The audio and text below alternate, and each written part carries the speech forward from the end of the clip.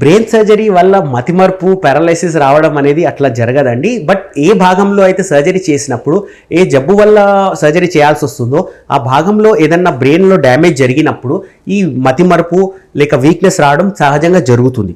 But surgery per se వల్లనే ఇది వస్తుందని అనలేమండి. దానివల్ల ఏదన్నా దుష్పరిణామాలు జరిగినప్పుడు కొంచెం రావచ్చు తప్ప మరీ సర్జరీ వల్లనే ఈ పారాలిసిస్ రావడము మతిమరుపు రావడం జరగదు.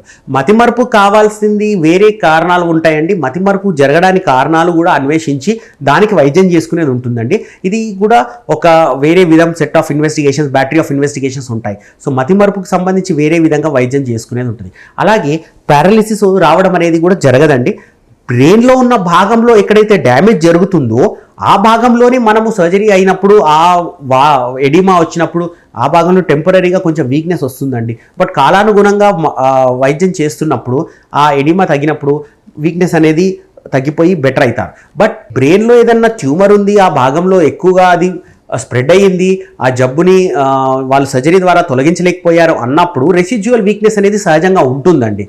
అదేవిధంగా స్ట్రోక్ వల్ల కూడా వచ్చిన వీక్నెస్ అనేది కొంచెం లేట్గా రికవరీ అవుతుంది. స్ట్రోక్ వల్ల వచ్చిన పేషెంట్స్లో వాళ్ళకి రికవరీ సమయం ఎక్కువ ఎందుకు ఉంటుందంటే ఆల్రెడీ ఆ భాగానికి బ్రెయిన్లో నుంచి బ్లడ్ సప్లై కట్ అయిపోయినప్పుడు అది రికవరీకి టైం పడుతుంది. సో మేము ఎక్కువగా చెప్పేది ఏంటంటే పేషెంట్స్కి వైద్యం చేసిన తర్వాత కూడా వాళ్ళు ఫిజియోథెరపీ చేసుకుంటూ రెగ్యులర్గా పవర్ పెంచుకునే విధంగా ఎక్సర్సైజ్లు చేసుకుంటూ ఉంటే పవర్ రీగెయిన్ అనేది తొందరగా జరుగుతుంది.